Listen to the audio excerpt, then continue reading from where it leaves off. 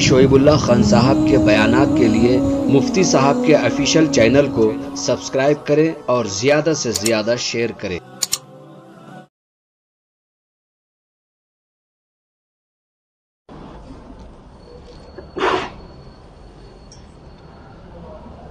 بسم اللہ الرحمن الرحیم الحمد للہ رب العالمین والصلاة والسلام علی سید الانبیاء واشرف المرسلین وعلی آلہ وصحبہ اجمعین اما بعد فقد قال النبی صلی اللہ علیہ وسلم ان هذه القلوب تصدع كما يصدع الحديد اذا اصابه الماء قیل وما جلاؤها یا رسول اللہ قال كثرة تلاوة القرآن وذكر هازم اللذات او كما قال صلی اللہ علیہ وسلم۔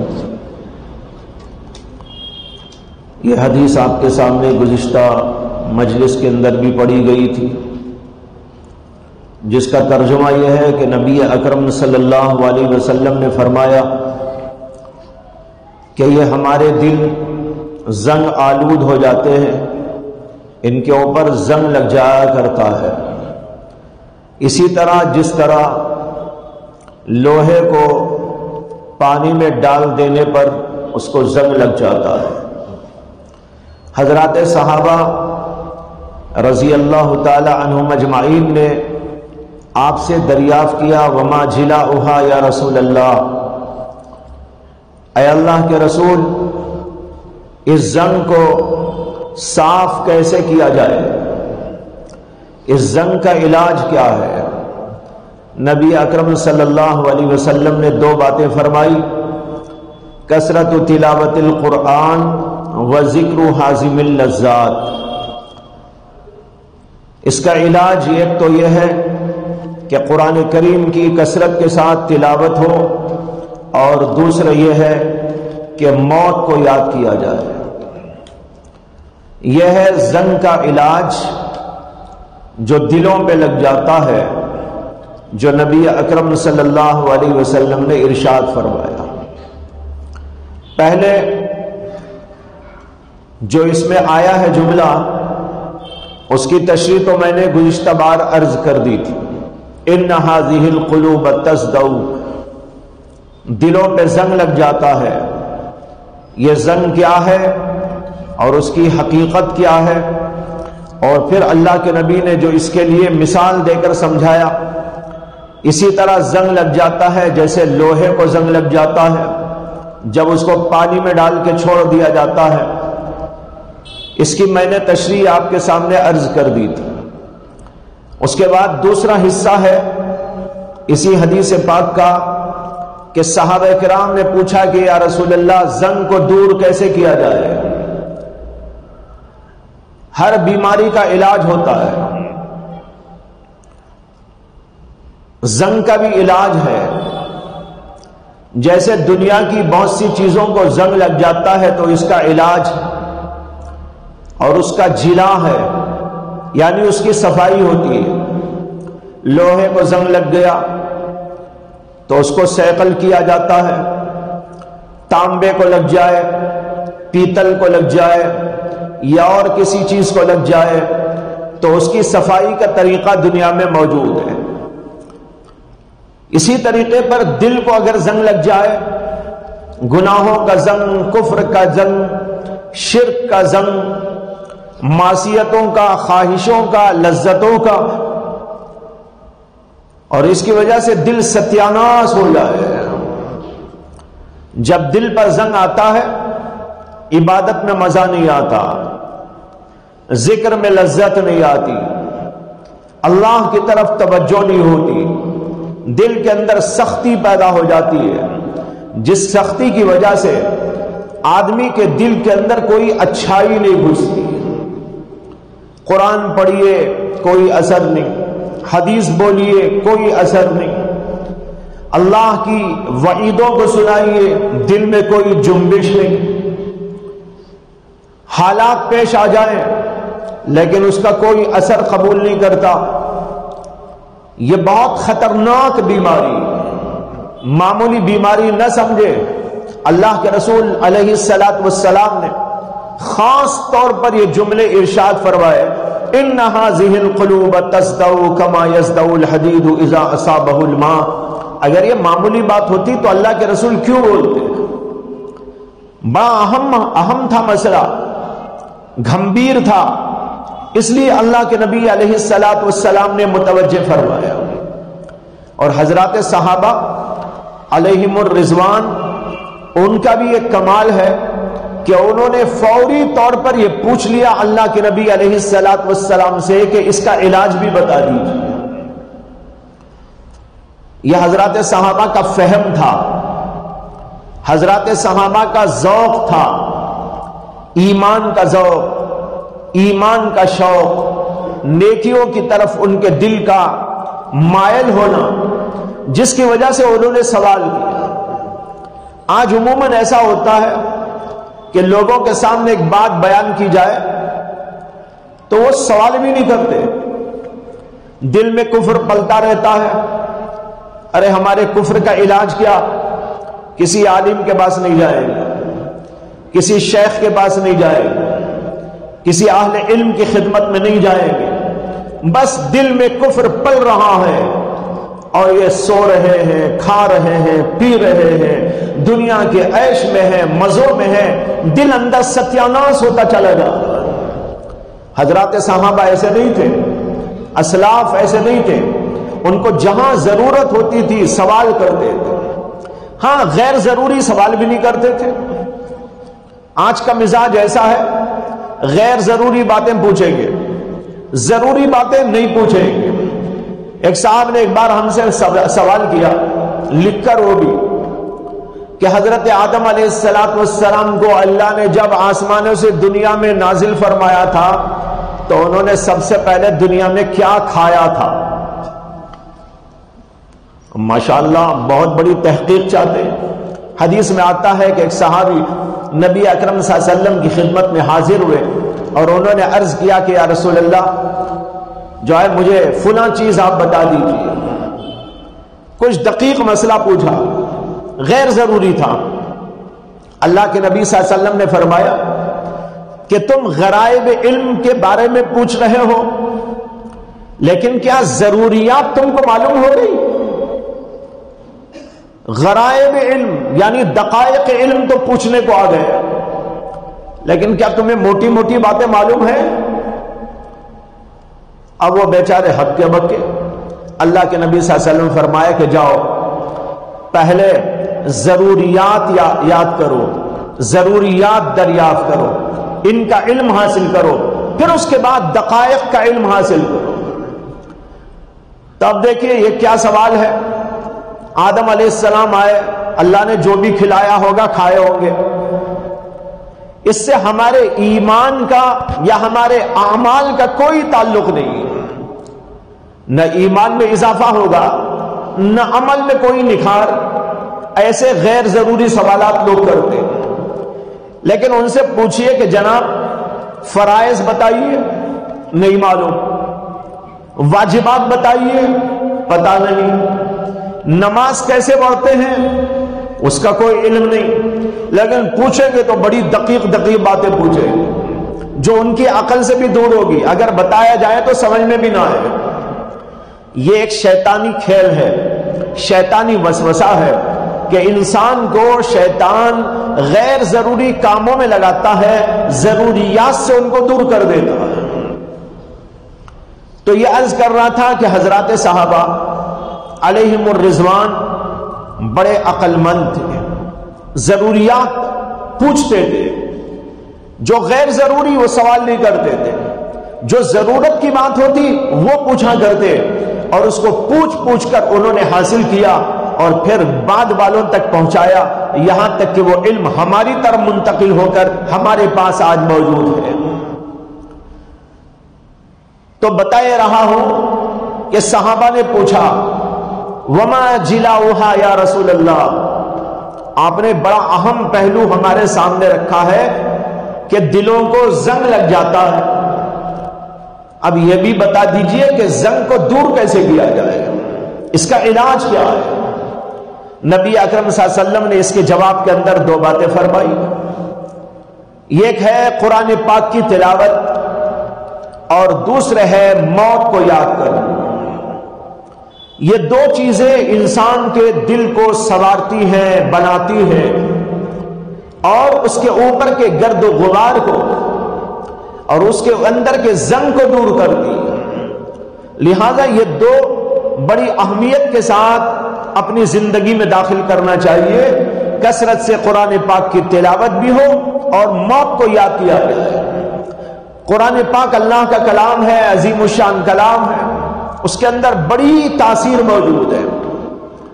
قرآن پاک کو اگر ہم سمجھ کر پڑھیں یہ بہت اعلیٰ درجہ ہے، اور اگر سمجھ کر نہ پڑھیں، بغیر سمجھے پڑھ لے تو بھی اس کا اثر ہوتا ہے۔ امام احمد بن حنبل رحمہ اللہ کے بارے میں آتا ہے کہ انہوں نے ایک بار اللہ کو خواب میں دیکھا۔ اب یہ ہم نہیں بتا سکتے کہ اللہ کو کیسے انداز میں انہوں نے دیکھا، یہ تو دیکھنے والا جانے۔ حدیث میں آتا ہے کہ نبی اکرم صلی اللہ علیہ وسلم نے بھی فرمایا، رأیت ربی فی احسن صورہ، میں نے میرے پروردگار کو بہترین شکل میں دیکھا۔ اب اللہ کے نبی نے دیکھا، بیان فرمایا، لیکن ہم یہ نہیں بول سکتے کہ وہ کیسا تھا، یہ تو اللہ جانے، اللہ کا نبی جانے، دیکھنے والا جانے۔ تو امام احمد بن حنبل کہتے ہیں کہ میں نے خواب میں اللہ کو دیکھا اور میں نے اللہ سے پوچھا کہ اللہ میں آپ کے قریب ہونا چاہتا ہوں، آپ کی قربت کے لیے میں کیا وسیلہ، کیا ذریعہ، کیا عمل اختیار کروں؟ اللہ تعالیٰ نے فرمایا قرآن پاک پڑھو، قرآن پاک کی تلاوت کرو۔ امام احمد بن حنبل نے خواب ہی میں پوچھا، بفہم اور بغیر فہم، سمجھ کر یا بغیر سمجھے؟ اللہ نے کہا سمجھ کر پڑھو یا بغیر سمجھے پڑھو، ہر صورت میں میرا قرب ملے۔ اس سے معلوم ہوا کہ اللہ کا پاک کلام بہت تاثیر والا کلام ہے، اس کی وجہ سے انسان پاکیزہ بنتا ہے، اور جب پاکیزہ بنتا ہے تبھی تو اللہ کے قریب ہوتا ہے۔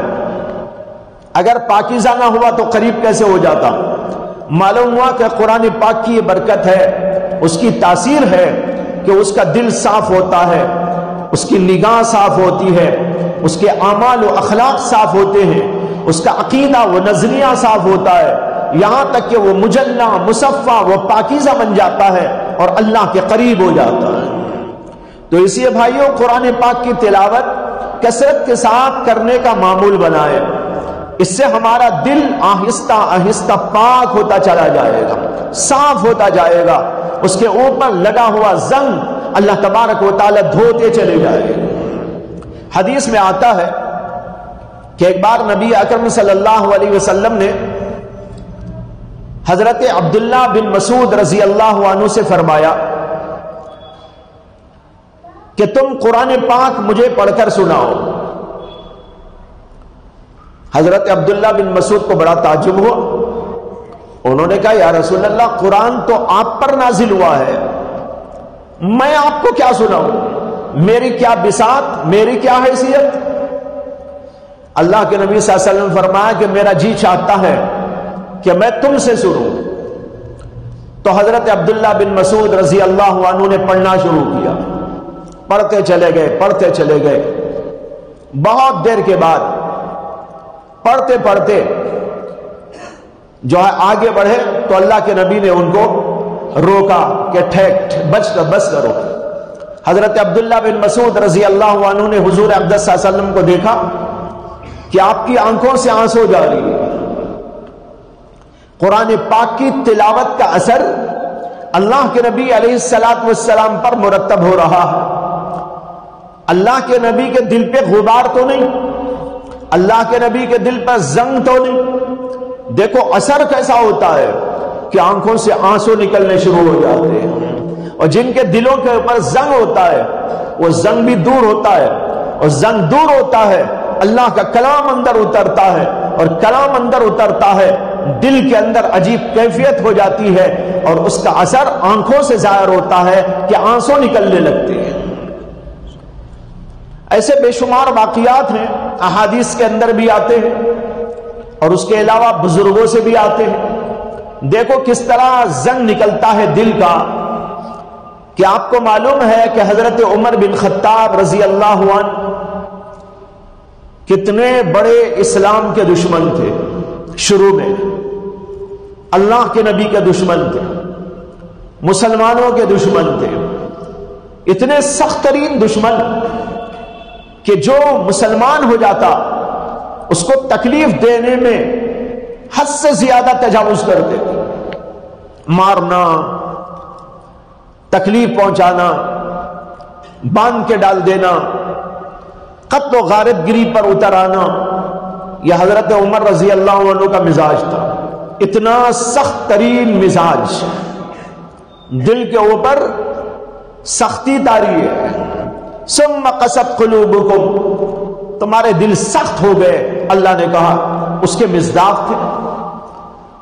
اس کے بعد یہ واقعہ پیش آیا کہ کافروں نے اعلان کیا کہ جو آدمی محمد صلی اللہ علیہ وسلم کا سر کاٹ کے لائے اس کو اتنا بڑا انعام دیا جائے گا۔ تو حضرت عمر کو بھی ذوق آ گیا، انہوں نے بھی سوچا کہ آج میں جاؤں گا، کہیں نہ کہیں سے محمد صلی اللہ علیہ وسلم کے سر کو، ان کو مار کر ان کا سر لا کے پیش کروں۔ تلوار سونت لی اور چل پڑے۔ چلتے جا رہے تھے، راستے میں ایک صحابی جن کا نام تھا حضرت نعیم، ان سے ملاقات ہو گئی۔ ان کو دیکھ کر ان کی طرف لپکے، اس لیے لپکے تاکہ ان کو مارے، اسے کہ وہ مسلمان ہو گئے تھے۔ تو حضرت عمر ان کی طرف لپکے کہ مارو۔ انہوں نے کہا مجھے کیا مارتے ہو، تمہارے گھر کی خبر لو، تمہاری بہن بھی مسلمان ہو گئی ہے، تمہارا بہنوئی بھی مسلمان ہو گیا۔ اتنا سننا تھا کہ پارا چڑھ گیا اور سیدھے اپنی بہن کے گھر گئے۔ جب بہن کے گھر گئے تو وہاں یہ حال تھا کہ حضرت خباب ان کو قرآن پڑھا رہے تھے، بہنوئی کو ہی۔ حضرت عمر پہنچے اور قرآن کے جو اوراق سامنے تھے اس کو اٹھا کے انہوں نے کہیں چھپا دیا۔ پھر اس کے بعد بات چیت ہوئی تو بہنوئی کو پکڑ کر خوب مارا، بہن بیچ میں آئی تو ان کو بھی مار ڈالا۔ بہت دیر تک مار پٹائی ہوتی رہی، تھک کر بیٹھ گئے۔ معلوم نہیں کیا دماغ میں آیا، بہن سے کہنے لگے کہ مجھے وہ کلام سناؤ جو تم پڑھا کرتے ہو، جو تم پڑھ رہے ہیں وہ مجھے بھی سناؤ، مجھے بھی دکھاؤ۔ بہن نے کہا تم ناپاک آدمی ہو، ناپاک کو ہم قرآن نہیں دے سکتے، غسل کرو۔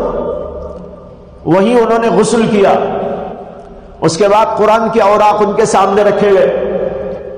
اس زمانے میں قرآن ایسا نہیں تھا جیسے اس وقت میں ایک ہی جگہ پر ہے سب۔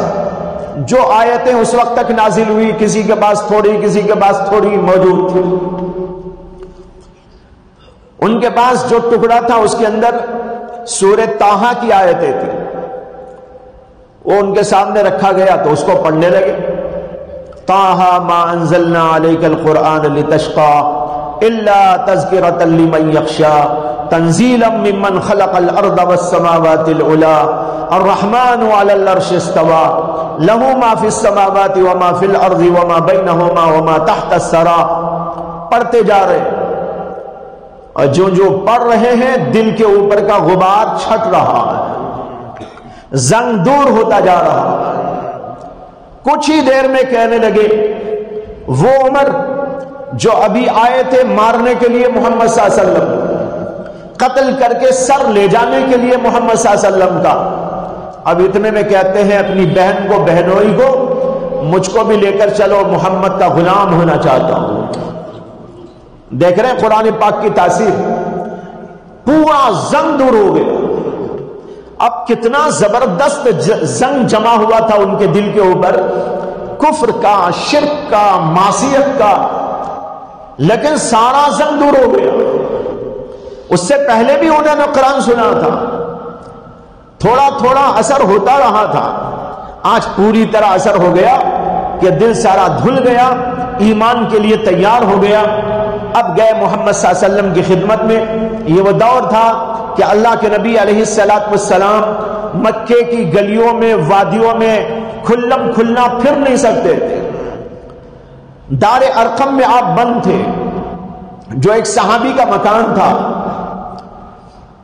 بہن بہنوئی لے کر وہاں پہنچے تھے اور پھر دروازہ کھٹکھٹایا گیا، اندر پہنچے، ایمان قبول کیا، اور پھر وہ حالات ان کے ہیں جو ہم سب کے سب جانتے ہیں۔ دیکھ رہے، یہ ہے تاثیر قرآن پاک کی تاثیر۔ اس لیے اللہ کے نبی صلی اللہ علیہ وسلم نے فرمایا قرآن پاک کی تلاوت کثرت سے کرو، یہ تمہارے دلوں کے زنگ کو دور کرتا ہے، معصیتوں کے زنگ کو دور کرتا ہے، بدکاریوں کے زنگ کو دور کرتا ہے، حتیٰ کہ کفر اور شرک کے زنگ کو بھی دور کر دیتا ہے۔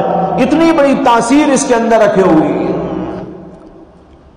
کئی لوگ اللہ کے نبی علیہ السلام کی خدمت میں آتے تھے، نبی اکرم صلی اللہ علیہ وسلم قرآن کو سناتے تھے، باہر علاقوں سے آتے، لوگ ان کو کہتے کہ یہ تو بڑے جادوگر ہیں، ان کے قریب نہ جاؤ۔ کئی لوگوں نے اس کو سنا، لیکن ان کی بات انہوں نے نہیں مانی۔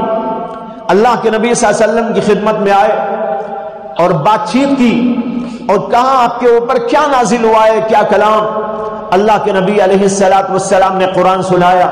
قرآن سناتے ہی دل میں تبدیلی آ گئی۔ کافر کفر کو لے کر آتے تھے، گناہوں کا زنگ لے کر آتے تھے، بدکاریوں کا زنگ لے کے آتے تھے، فحشکاریوں کا زنگ لے کے آتے تھے، اور یہاں پر آ کر عجیب تاثیر اس کی دیکھی جاتی تھی۔ ایک دم سارے کا سارا گرد و غبار نکل گیا، زنگ ختم ہو گیا اور دل کے اندر ایمان گھستا چلا گیا۔ ایسے سینکڑوں واقعات ان لوگوں کے موجود ہیں جنہوں نے اللہ کے نبی علیہ السلام سے یا صحابہ کرام سے اس قرآن پاک کو سنا، اور اس کے بعد بھی ہر دور کے اندر ایسے واقعات پیش آتے ہیں کہ لوگوں نے قرآن پاک کو سنا، حالت کے اندر تبدیلی آ گئی، دلوں کے اندر ایک عجیب کیفیت طاری ہو گئی، رونا آتا ہے۔ یہ تو ایسی تاثیر ہے جو ہر آدمی آج بھی محسوس کرتا ہے، حتیٰ کہ کافروں کو بھی آپ دیکھ سکتے ہیں کہ قرآن پاک کی تلاوت ہوتی ہے تو ان کے آنکھوں سے بھی آنسو نکل پڑتے ہیں۔ حضرت مولانا پیر ذوالفقار صاحب دامت برکاتہم نے اپنی ایک کتاب کے اندر یہ واقعہ نقل کیا ہے، واقعہ بیان کیا ہے۔ واقعہ یہ بیان کیا کہ ایک مجلس میں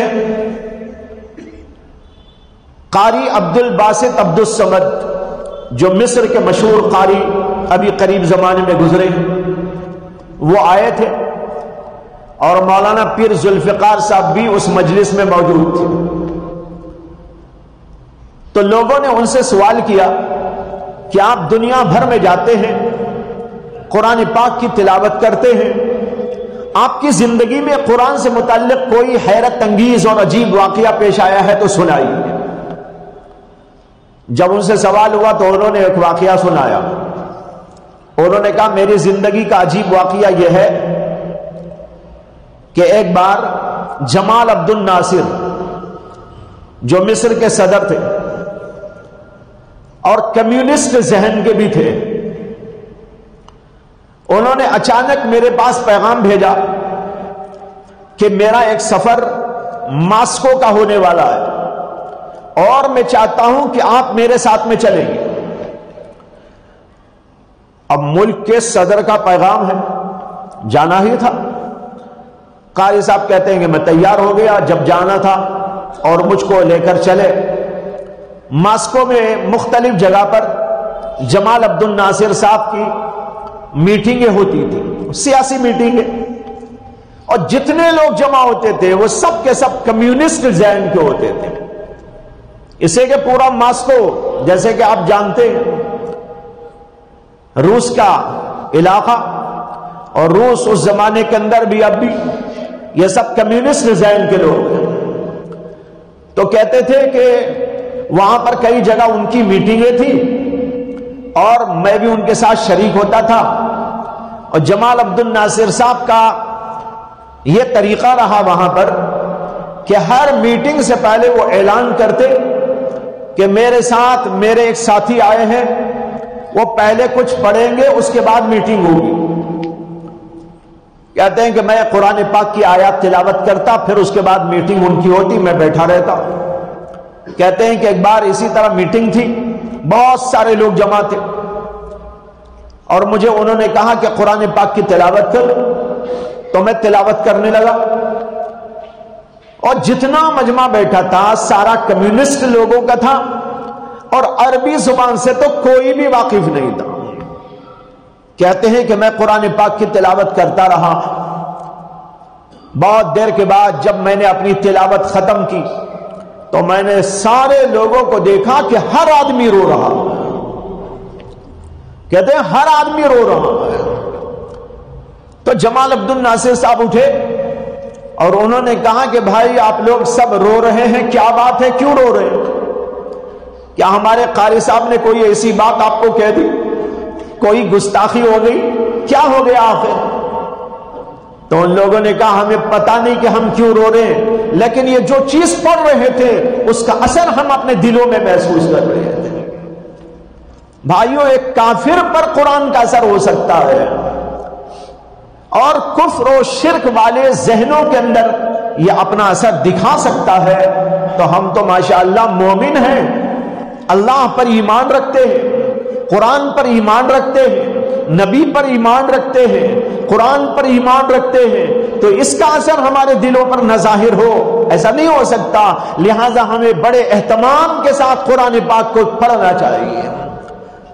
اگر سمجھ کر بھی پڑھیں آپ، یہ تو بہت ہی لاجواب چیز ہے، اسے کہ جب آدمی اس کو سمجھ کر پڑھتا ہے تو اس کا اثر دوبالا ہو جاتا ہے، ڈبل ہو جاتا ہے، بڑا قوی ہو جاتا ہے، دل کے اندر اترتا چلا جاتا ہے۔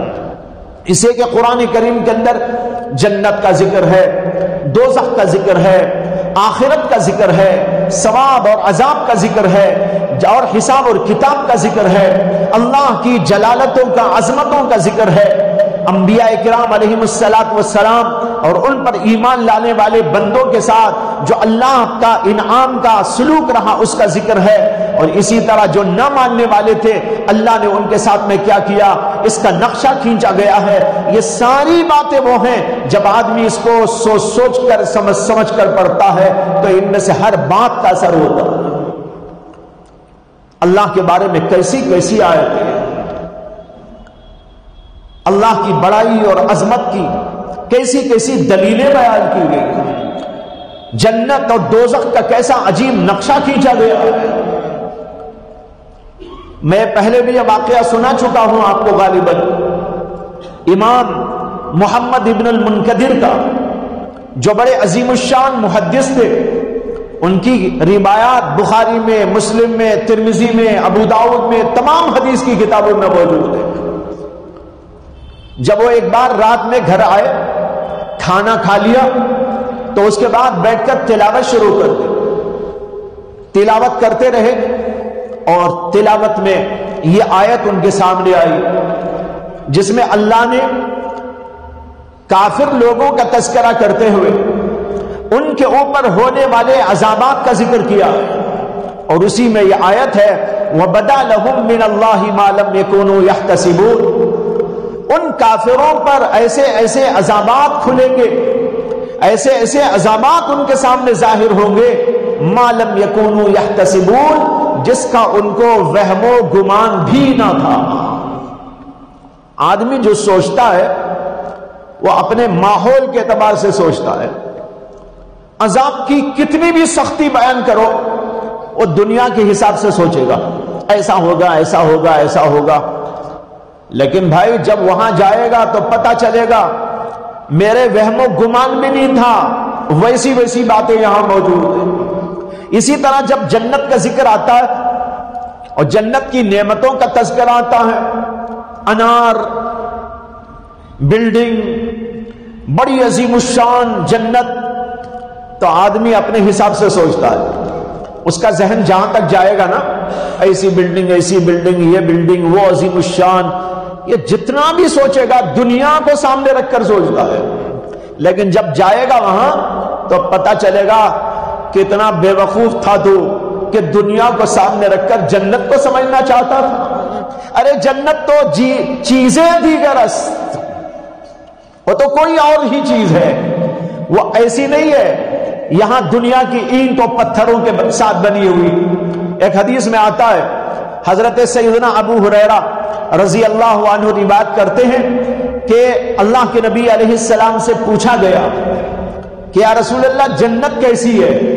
آپ نے فرمایا اس کی ایک اینٹ سونے کی ہے، ایک اینٹ چاندی کی ہے، اور سونے اور چاندی کی اینٹوں سے بنا کر بیچ میں جو مسالہ رکھا گیا ہے، دنیا میں تو گارا سیمنٹ ڈالتے ہیں، وہاں پر ایک اینٹ کو دوسری اینٹ سے ملانے کے لیے جو چیز استعمال کی گئی ہے وہ مشک و عنبر و زعفران سے تیار کی گئی ہے۔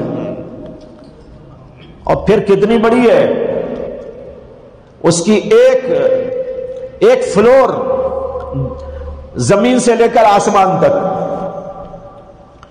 زمین سے لے کر آسمان تک ایک فلور، ایسے 100 فلور ہوں گے، اور بڑی اتنی کہ ساری اس زمین کو پھیلا دو، زمینوں کے ساتھ آسمانوں کو پھیلا دو، 7 زمینیں اس کے بعد 7 آسمان، کتنا ایریا ہو جائے گا؟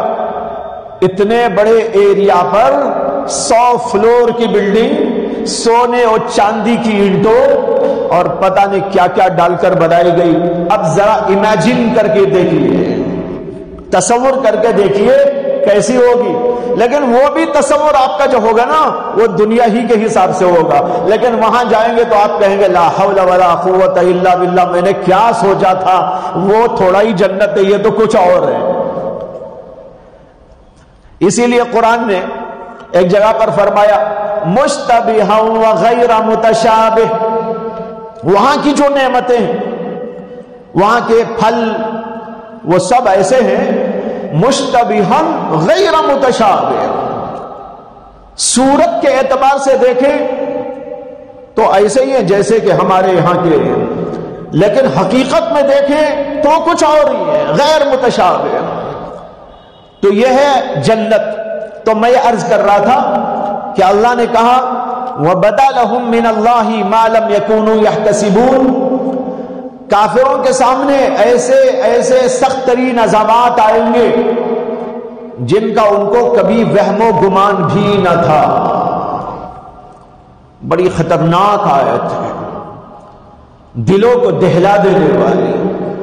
حضرت امام محمد ابن المنکدر نے اس کو پڑھا تو دل دماغ بڑا متاثر ہوتا رہا، رونا شروع کر ڈالا، روتے روتے حالت خراب ہو گئی، چیخیں نکل گئی، یہاں تک کہ گھر والے پریشان ہو گئے، اور گھر والے پریشان ہو کر ان کے دوست تھے، ایک ان کا نام تھا محمد ابن الفضل، ان کو بلایا، آپ ذرا سمجھا دیجئے۔ وہ سمجھانے کے لیے آئے، وہ سمجھاتے کیا وہ خود سمجھ گئے۔ انہوں نے آ کر سمجھایا تو انہوں نے کہا بھائی یہ دیکھو اللہ کیا فرما رہے، وَبَدَا لَهُم مِّنَ اللَّهِ مَا لَمْ يَكُونُوا يَحْتَسِبُونَ۔ بس یہ پڑھنا تھا کہ ان کو بھی رونا آیا، پہلے ایک رونے والے تھے اب 2 رونے والے۔ تو قرآن پاک کی تاثیر ہے کہ دلوں پر اثر کرتا ہے اور دلوں کو کھنگالتا ہے، پاکیزہ بناتا ہے۔ اس لیے بغیر سمجھے پڑھیں تو بھی ٹھیک، لیکن اگر سمجھ کر پڑھیں جیسے کہ محمد ابن المنکدر نے پڑھا تو بھائی اس کی تاثیر 2 بالا ہو جاتی ہے۔ دوسری بات جو اللہ کے نبی صلی اللہ علیہ وسلم نے فرمائی وہ ہے ذکر حازم اللذات، دلوں کو زنگ کرنے کے لیے دوسرا علاج وہ یہ ہے موت کو یاد کرو۔ حازم اللذات، حازم کے معنی آتے ہیں ختم کرنے والی چیز، مٹانے والی چیز۔ کسے مٹانے والی؟ لذتوں کو مٹانے والی، لذتوں پر پانی پھیر دینے والی۔ حدیث میں خود اس کی تفسیر آ گئی الموت، یعنی موت کو یاد کرو۔ اس حدیث میں تو نہیں، دوسری ایک حدیث کے اندر اللہ کے نبی علیہ السلام نے فرمایا حازم اللذات کو یاد کرو یعنی موت کو یاد کرو۔ خود آپ نے اس کی تفسیر ارشاد فرمائی۔ موت کو حازم اللذات کہا گیا، یعنی لذتوں پر پانی پھیر دینے والی چیز۔ کیوں؟ اس سے کہ موت جب آتی ہے تو آدمی کے سارے اعضاء برقرار رہنے کے باوجود کسی عضو سے انسان لذت نہیں لے سکتا۔ اب آدمی بیٹھا ہوا ہے، کچھ دیکھ کر لذت لیتا ہے، کچھ کھا کر لذت لیتا ہے، زبان سے لذت، آنکھوں سے لذت، کانوں سے کچھ سن کر لذت، ہاتھ پیر سے چھو کر، چل کر لذت، تمام اعضاء سے لذتوں کو حاصل کرتا ہے۔ لیکن جب موت آ جاتی ہے، آنکھیں تو موجود ہیں، اب اس کے سامنے حسین سے حسین لڑکی کو لا کے کھڑا کر دو، لذت لے گا؟ اس کے کانوں میں گانے سناؤ، اسے کوئی لذت نہیں آئے گی۔ اس کے ہاتھوں میں کچھ دے دو پکڑنے کے لیے، اسے کچھ پتا نہ چلے گا۔ سارے اعضاء موجود، لیکن کسی عضو سے اب لذت نہیں لے سکتا۔ تمام اعضاء اس کے بیکار ہو جاتے ہیں، آنکھیں بیکار، زبان بیکار، ہاتھ پیر بیکار، کان بیکار، سب بیکار، کسی سے کوئی فائدہ اب نہیں اٹھا سکتا۔ اس وقت میں اگر کسی کو فائدہ ہو سکتا ہے ان اعضاء سے، تو اس وقت میں ہو سکتا ہے جبکہ اس کا دل بن گیا ہو۔ اگر دل ہو، دل زندہ ہو، اللہ کی یاد میں ہو، اللہ کی لذتوں کو لے رہا ہو، اللہ کی جلالت و عظمتوں سے وہ متاثر ہو رہا ہو، وہ دل البتہ زندہ رہتا ہے۔ مولانا روم نے ایک واقعہ لکھا ہے، واقعہ تمثیلی ہوگا غالباً۔ وہ یہ کہ ایک جگہ پر ایک بادشاہ اپنی حکومت کر رہا تھا، اس کے قریب میں کوئی اور بادشاہ کی حکومت تھی، دونوں کے درمیان میں اختلافات تھے۔ ایک بار اس بادشاہ نے اپنے لوگوں کو جمع کیا اور یہ کہا کہ میرا جی یہ چاہتا ہے کہ ہمارے محل کے باہر ایک جو دریا بہتا ہے ذرا فاصلے پر، وہاں سے ایک شاخ کاٹ کر، نہر کاٹ کر محل کے اندر لائی جائے اور محل کے اندر اس کو جاری کر دیا جائے، تو وہاں کا پانی بڑے اچھے انداز میں ہمارے محل کے اندر آ جائے گا۔ پانی کا پانی دیکھنے میں بڑا خوشنما، نہر چل رہی ہے، وہاں سے لے کر یہاں تک اندر، یہاں ادھر ادھر گھما دیا، اس میں فوارے لگا دیے، کتنا حسین منظر نظر آئے گا۔ میرا ایسا ارادہ ہے، تم لوگ کیا کہتے ہو؟ اس کے جتنے مشیرین تھے ان سب نے کہا کہ جی حضور آپ جیسا فرما رہے ویسے کریں گے، ٹھیک ہے، بہت اچھا ہے۔ لیکن ایک آدمی نے کہا میری رائے یہ ہے کہ آپ ایسا نہ کریں، اس کے بجائے آپ ایسا کریں کہ اپنے ہی محل کے اندر جگہ جگہ پر کنویں کھدوا دیں، پانی تو آ جائے گا۔ باہر سے لانے کی کیا ضرورت؟ باہر ہے نہر، وہاں سے یہاں تک کھود کر لانا، اس کے بجائے آپ اپنے محل کے اندر جگہ ہو تو وہاں مختلف جگہ پر جو ہے پانی کا انتظام کر لیجئے، کنواں کھدوا دیجئے۔ لیکن اس کی بات بادشاہ نے نہیں مانا اور کہا کہ نہیں، وہ اتنا اچھا نہیں نظر آتا، یہ جو میں بول رہا ہوں وہ بڑا خوبصورت منظر ہوگا، نہر چلے گی پورے ہمارے محل کے اندر، ادھر سے ادھر فوارے لگائیں گے اس کے اوپر، خوشنما نظر آئے گا، اس لیے باہر ہی سے نہر اندر لائے۔ چنانچہ آرڈر دیا، مزدوروں کو لگایا اور مزدوروں نے جو ہے کھدائی کی، کرتے کرتے کرتے پورے محل کے اندر ادھر ادھر جہاں کھدائی کر کے بہترین نہر بنائی اور اس کے اوپر فوارے وغیرہ لگا دیے گئے اور پانی کو ادھر سے چھوڑ دیا گیا۔ پانی کو ادھر سے چھوڑتے ہی پورا پانی ادھر سے ادھر آیا، با حسین منظر، خوبصورت منظر نظر آ رہا۔ چلتا رہا زمانہ، لیکن چند سالوں کے بعد یہ ہوا کہ بازو جو بادشاہ تھا اس میں اور اس میں کچھ لڑائی ہو گئی، اختلاف ہو گیا۔ تو اس نے اس کے اوپر حملہ کرنا چاہا، تو حملے کی پوری تیاری کر کے وہ آیا اور آ کر جہاں پر وہ نہر اندر گھس رہی تھی وہیں پر آ کے باڑا لگا دیا، وہاں کے بیٹھ گیا اپنی فوج کو لے کر، اور نہر بڑی نہر سے چھوٹی نہر اندر آ رہی تھی، وہاں آ کے اس نے باڑ لگا دی اور کہا پانی اب اندر نہیں جائے گا۔ مولانا روم نے یہ واقعہ بیان کیا ہے،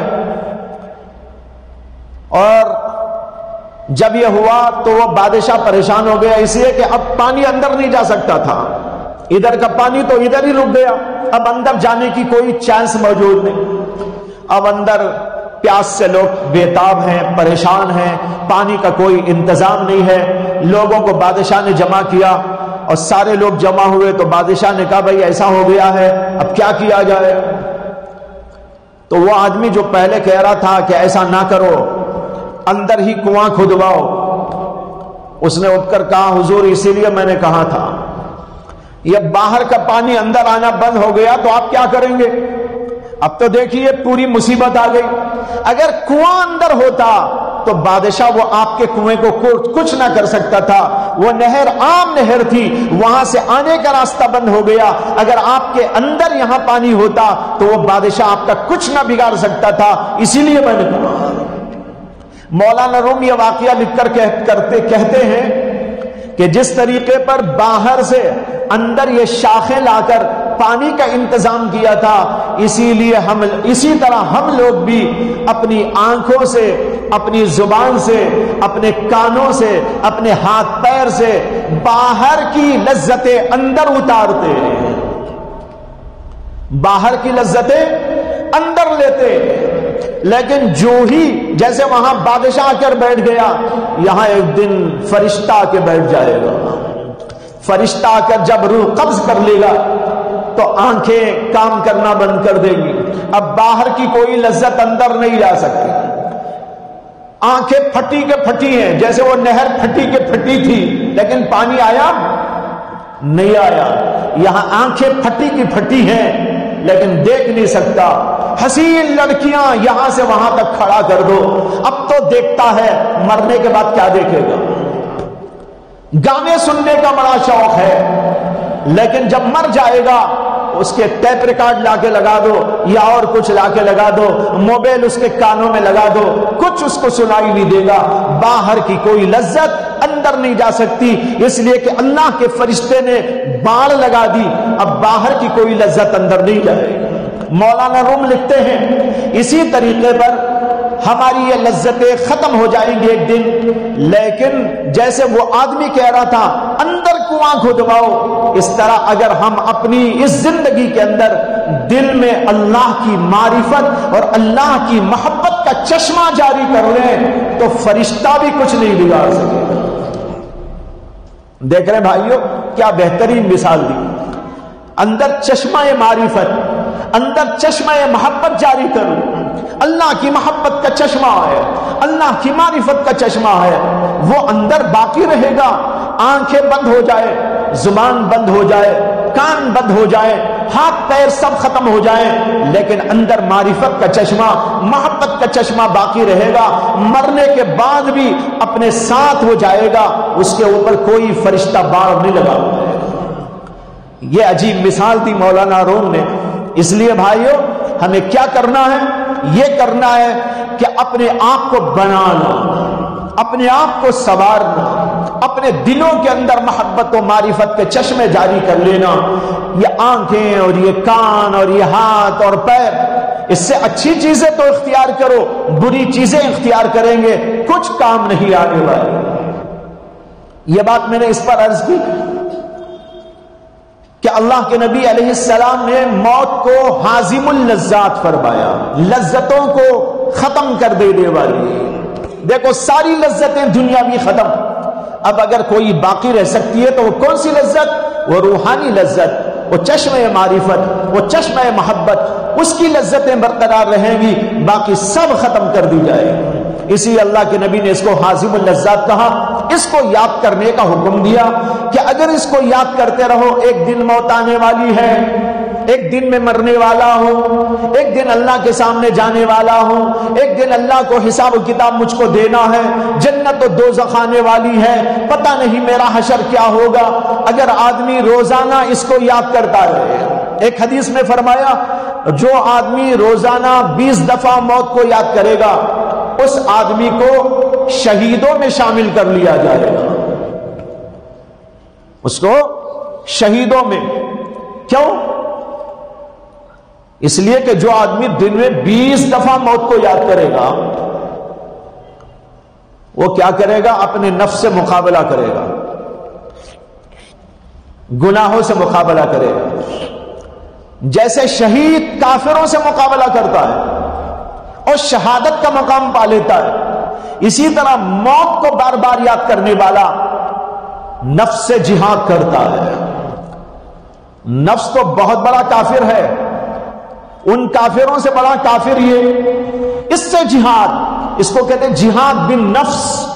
جو موت کو یاد کرے گا وہ اپنے نفس سے جہاد کرے گا، اپنے نفس کا مقابلہ کرے گا، گناہوں کا مقابلہ کرے گا، یہاں تک کہ گناہوں کے قریب نہیں جائے گا۔ اس طرح جب زندگی گزارے گا تو اس کو کیوں نہ شہیدوں میں شمار کیا جائے۔ اگر وہ شہید ہے جو کافروں کے مقابلے میں جا کے جنگ کرتا ہے تو یہ نفس کے مقابلے میں جنگ کرنے والا، اس کو شہید کیوں نہ قرار دیا جائے۔ لیکن ایک بڑا لطیف فرق ہے یہاں پر، فرق یہ ہے کہ کافر کے مقابلے میں جا کے لڑنے والا مرے تو کافروں کے ہاتھ سے شہید ہوتا ہے نا، جب جا کر جنگ کرتا ہے تو کافروں کے ہاتھ سے مر جائے تب اس کا نام شہید۔ اگر کافروں کے ہاتھ سے نہ مر کے واپس آ جائے تو اسے شہید نہیں کہا جاتا۔ لیکن یہاں ایسا ہے، یہ نفس کو مار دے تو شہید، وہاں کافر اس کو مار دے تو شہید، اور یہاں نفس کو یہ مار دے تو یہ شہید کا مقام پا لیتا ہے۔ یہ نہیں کہ بھئی نفس سے یہ مر جائے، نہیں، نفس کو یہ مار دے تو نفس کو مار دینے والا، نفس کا مقابلہ کر لینے والا، یہ دراصل ہے اللہ کے نزدیک شہید۔ اس لیے بھائیو یہ دو چیزیں کثرت کے ساتھ یاد کرنا ہے۔ جب اس کو کثرت سے یاد کرتے رہیں گے، قرآن پاک کی تلاوت بھی کثرت سے اور موت کی یاد بھی کثرت سے، تو آہستہ آہستہ دل کے اوپر کا زنگ دور ہوتا چلا جاتا ہے۔ اللہ تعالیٰ سے دعا ہے کہ اللہ تعالیٰ مجھے بھی آپ کو بھی توفیق عطا فرمائے، ہمارے دلوں کے زنگ کو دور فرمائے، دلوں کے اندر سختیاں جو ہیں اس کو دور فرمائے، اس کے اندر دین کی بات، اللہ کی بات، اللہ کے رسول کی بات، یہ سب چیزیں دل کے اندر ہمارے گھستے رہیں اور ہم نیک اور پاکیزہ انسان بن جائے۔ وآخر دعوانا ان الحمدللہ رب العالمین۔ اللہم صلی علی سیدنا مولانا محمد وعلی آل سیدنا مولانا محمد وبارک وسلم۔ ربنا آتنا فی الدنیا حسنة وفی الآخرة حسنة وقنا عذاب النار۔ ربنا لا تزغ قلوبنا بعد إذ هديتنا وهب لنا من لدنك رحمة إنك أنت الوهاب۔ ربنا لا تجعلنا فتنة للقوم الظالمين ونجنا برحمتك من القوم الكافرين۔ ربنا لا تؤاخذنا إن نسينا أو أخطأنا، ربنا ولا تحمل علينا إصرا كما حملته على الذين من قبلنا، ربنا ولا تحملنا ما لا طاقة لنا به، واعف عنا واغفر لنا وارحمنا، أنت مولانا فانصرنا على القوم الكافرين۔ سبحان ربك رب العزة عما يصفون وسلام على المرسلين والحمد لله رب العالمين۔